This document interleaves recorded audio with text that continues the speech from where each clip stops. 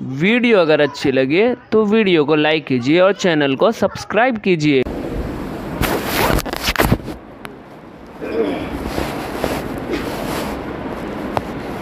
बिस्मिल्लाहिर्रहमानिर्रहीम। फ़ज़ाइल रमज़ान की तालीम शुरू हो रही है, क्योंकि आन करीब रमज़ानुल मुबारक का महीना आने वाला है। सिर्फ 15 दिन बाकी रह गए हैं, तो रमज़ान के फ़ज़ाइल का सामने होना और मालूम होना ज़रूरी है, ताकि रमज़ानुल मुबारक में शौक़ और ज़ौक़ के साथ में हम लोग अल्लाह की इबादत कर सकें। ये तबरानी शरीफ की रिवायत है। हज़रत उबादा रज़ियल्लाहु ताला अन्हु कहते हैं कि एक मरतबा हुज़ूर अक़दस सल्लल्लाहु अलैहि वसल्लम ने रमज़ानुल मुबारक के करीब इरशाद फरमाया कि रमज़ान का महीना आ गया है जो बड़ी बरकत वाला है।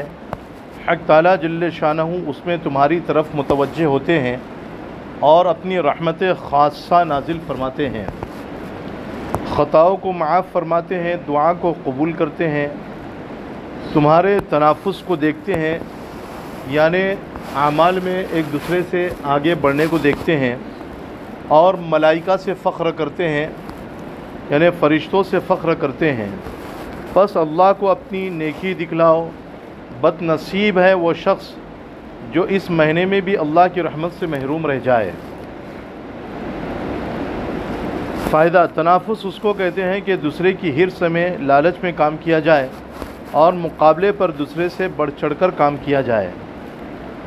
तफाखुर और तकाबुल वाले, यानि मुकाबला करने वाले आवे और यहाँ अपने अपने जौहर दिखलावे, काबिलियत दिखलावे। फ़ख्र की बात नहीं, तहदीस बिन निअमा के तौर पर लिखता हूँ, यानि अल्लाह की नियामत को ज़ाहिर करने के तौर पर लिखता हूँ। अपनी नाअहलियत से ख़ुद अगरचे कुछ नहीं कर सकता, मगर अपने घराने की औरतों को देखकर खुश होता हूँ कि अक्सरों को उसका एहतिमाम रहता है कि दूसरों से तिलावत में बढ़ जाए। खानगी कारोबार के साथ 15-20 पारे रोज़ाना बेतकल्लुफ़ पूरी कर लेती है। यानी हज़रत शेख ज़करिया रहमतुल्लाह अलैह जो इस किताब के मुसन्निफ़ है, वो बयान फरमा रहे कि मेरे घर का यह हाल है कि घर की मस्तूरात, घर की औरतें भी जो है घर में रोज़ाना 20-20 पारे पढ़ लिया करती थी, 15 पारे 20 पारे। हक़ ताला जल्ले शानो अपनी रहमत से कबूल फरमावे और ज़्यादती की तौफ़ीक अता फरमावे। और आजकल तो हम लोग अपने घरों में औरतों को मौका देते ही नहीं है कुरान शरीफ पढ़ने का, ना नमाज़ पढ़ने का। तो गोया कि हम लोग जो है औरतों पर जुल्म कर रहे हैं। इसलिए हमें ये चाहिए कि हम रमज़ानुल मुबारक के महीने में और रोज़ाना औरतों को इतना वक्त दें कि जिसमें वो फ़राइज़ को अदा कर सके, अल्लाह का ज़िक्र कर सके, कुरान करीम की तिलावत वगैरह कर सके। और ख़ुसूसन रमज़ानुल मुबारक के महीने में इतना वक्त देना चाहिए। ऐसा नहीं कि भाई सिर्फ हम लोग जो है मस्जिदों में जा रहे हैं और तरावी अदा कर रहे हैं, कुरान की तिलावत कर रहे हैं, ज़िक्र व अज़कार कर रहे हैं, और औरतें बेचारी जो है ना बिल्कुल महरूम रह जाती है। इसलिए क़यामत के दिन जो है हमारी भी पकड़ोगी अगर उनके फ़राइज़ अगर छूट जाए तो।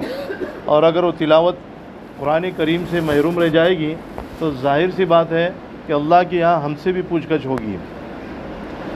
अन अबी सईद अल-खुदरी रज़ियल्लाहु ताला अन्हु क़ाल क़ाला रसूलुल्लाह सल्लल्लाहु अलैहि वसल्लम इन्ना लिल्लाहि तबारक व तआला उतक़ा फ़ी कुल्ली यौमिन व लैलतिन यानी फ़ी रमज़ान व इन्ना लिकुल्लि मुस्लिमिन फ़ी कुल्ली यौमिन व लैलतिन दावतुन मुस्तजाबतुन। ये बज़ार शरीफ की रिवायत है। हज़रत अबू सईद खुदरी रज़ियल्लाहु ताला अन्हु नबी अकरम सल्लल्लाहु अलैहि वसल्लम का इरशाद नक़ल करते हैं कि रमज़ान मुबारक की हर शब व रोज़ में, यानी रात और दिन में, अल्लाह के यहाँ से जहन्नम के कैदी छोड़े जाते हैं। और हर मुसलमान के लिए हर शब व रोज़ में एक दुआ ज़रूर कबूल होती है। बहुत सी रिवायात में रोज़ेदार की दुआ का कबूल होना वारिद हुआ है। बाज़ रिवायात में आता है कि इफ्तार के वक्त दुआ कबूल होती है, मगर हम लोग उस वक्त खाने पर इस तरह गिरते हैं कि दुआ मांगने की तो कहाँ फुर्सत, ख़ुद इफ्तार की दुआ भी याद नहीं रहती। इफ्तार की मशहूर दुआ ये है, अल्लाहुम्मा लका सुम्तु व बिका आमन्तु व अलैका तवक्कलतु व अला रिज़्क़िका अफ़्तरतु, जिसका तर्जमा यह है, अल्लाह तेरे ही लिए रोज़ा रखा और तुझी पर ईमान लाया हूँ और तुझी पर भरोसा है تیری ہی رزق سے افطار کرتا ہوں۔ حدیث کی کتابوں میں یہ دعا مختصر ملتی ہے۔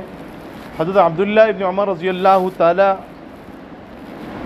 عنہما افطار کے وقت یہ دعا کرتے تھے، اللہم انی اسألک برحمتک الذی وسعت کل شیء ان تغفر لی، اے اللہ تیری اس رحمت کے صدقے جو ہر چیز کو شامل ہے، یہ مانگتا ہوں کہ تو میری مغفرت فرما دے۔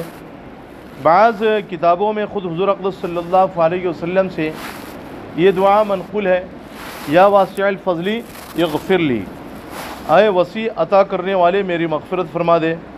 اور بھی متعدد دعائیں روایات میں وارد ہوئی ہیں، مگر کسی دعا کی تخصیص نہیں ہے۔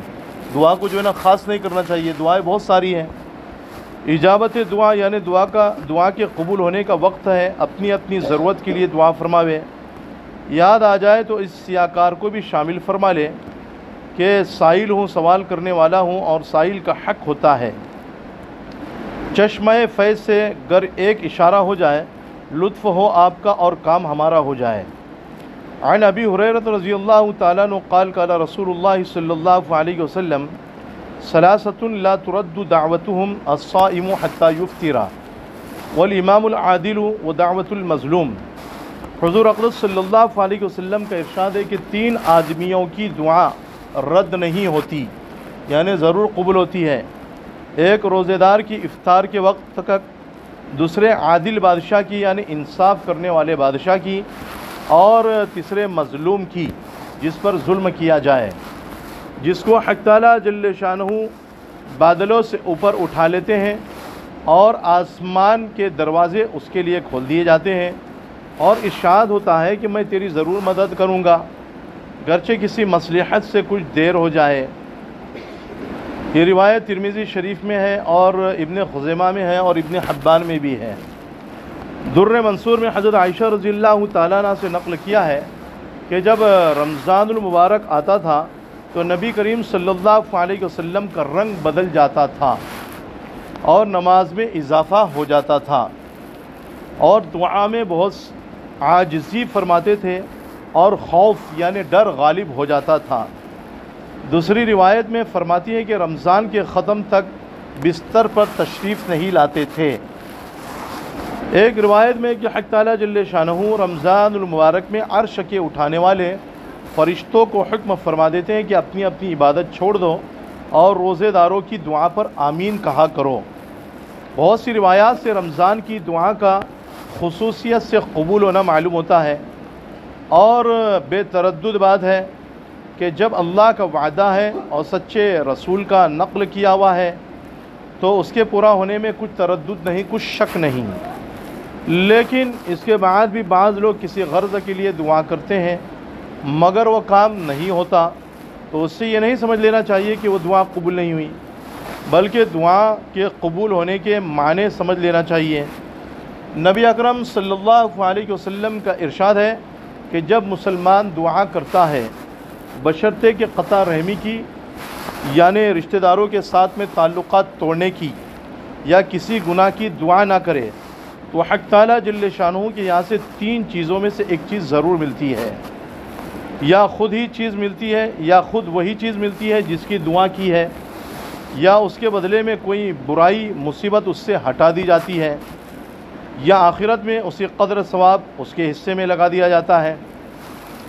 ایک حدیث میں آیا ہے کہ قیامت کے دن حق تعالیٰ جل شانہ بندے کو بلا کر ارشاد فرمائیں گے، اے میرے بندے، میں نے تجھے دعا کرنے کا حکم دیا تھا اور اس کے قبول کرنے کا وعدہ کیا تھا، تو نے مجھ سے دعا مانگی تھی، وہ عرض کرے گا مانگی تھی۔ اس پر ارشاد ہوگا کہ تو نے کوئی دعا ایسی نہیں کی جس کو میں نے قبول نہ کیا ہو، تو نے فلاں دعا مانگی تھی کہ فلاں تکلیف ہٹا دی جائے، میں نے اس کو دنیا میں پورا کر دیا، اور فلاں غم کے دفع ہونے کے لیے، دور کرنے کے لیے دعا کی تھی، مگر اس کا کچھ اثر تجھے معلوم نہیں ہوا، میں نے اس کے بدلے میں فلاں اجر و ثواب تیرے لیے متعین کیا۔